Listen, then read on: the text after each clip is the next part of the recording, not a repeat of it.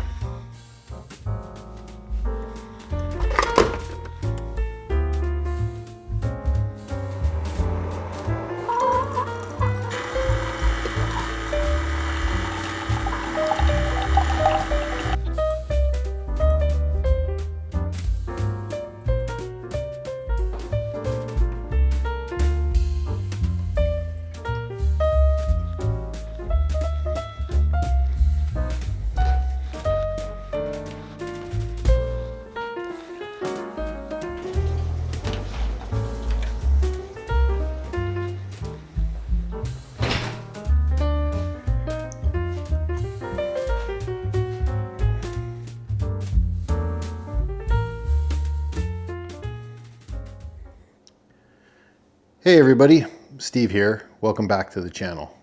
Today we're going to talk about upgrades. And I know what you're thinking. You're thinking, Steve, I just got my new EMTB. Why would I need an upgrade? Well, I'm going to give you a couple things to think about and make my suggestion for the single most important thing that you should consider upgrading when you get a new EMTB. So stick around and let's find out.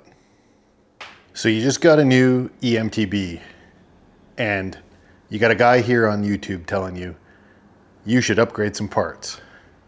What? So you're looking at getting a new EMTB. You're checking out Newton meters of torque. You're checking out peak power. You're checking out drive unit specs. But hold up.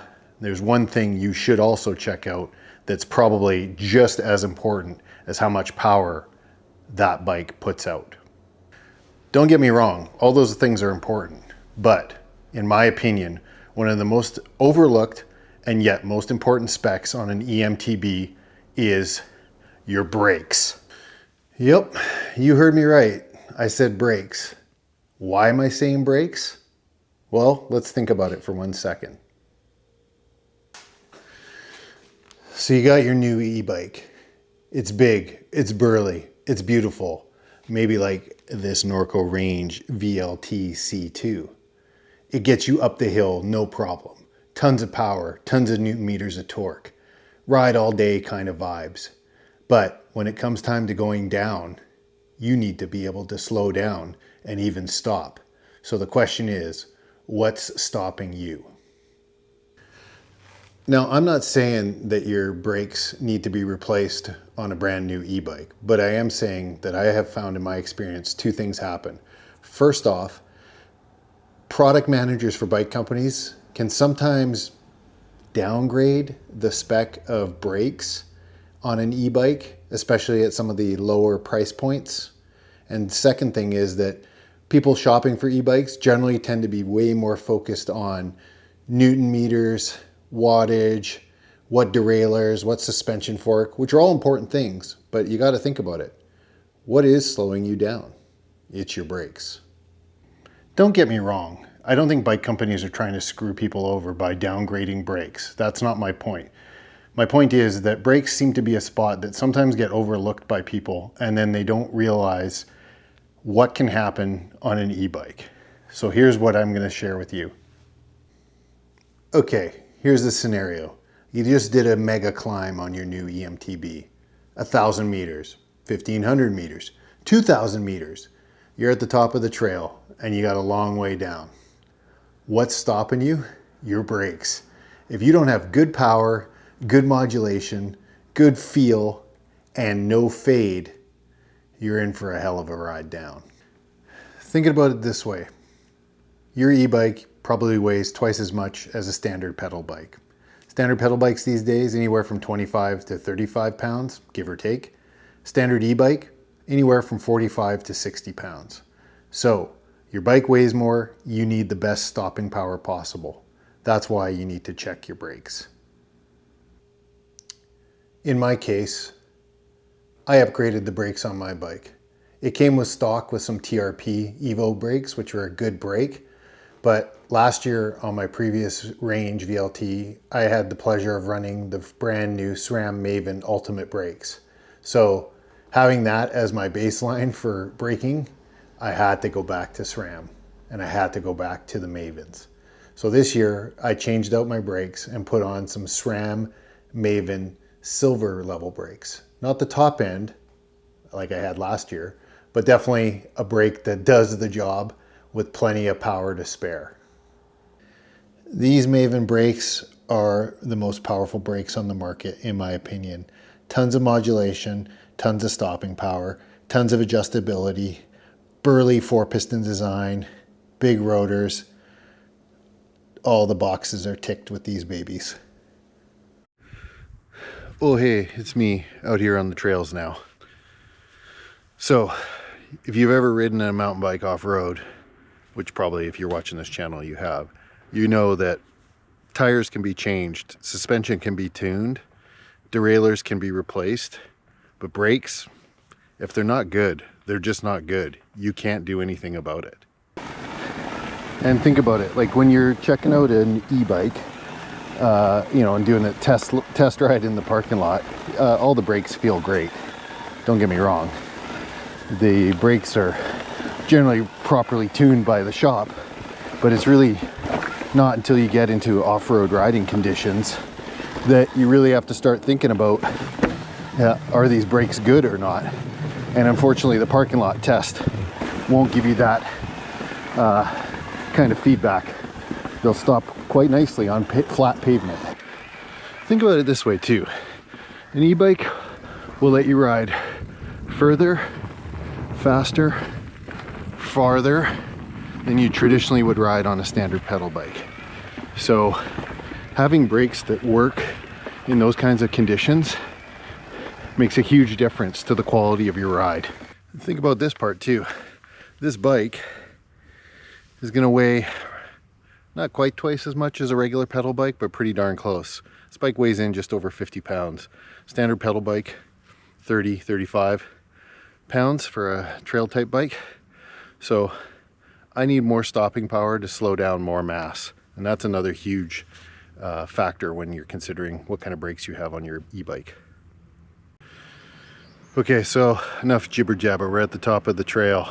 This is where your brakes need to work. So let's get ready because it's all downhill from here. You.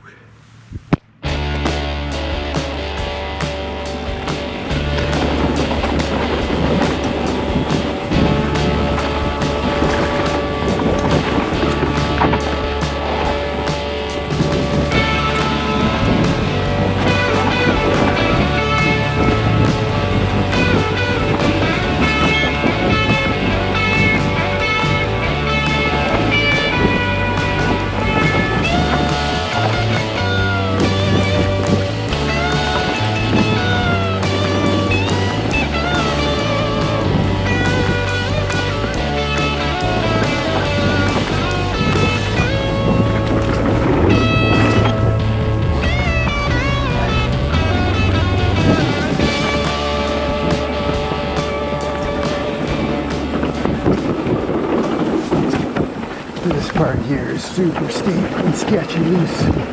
This is where you need good brakes.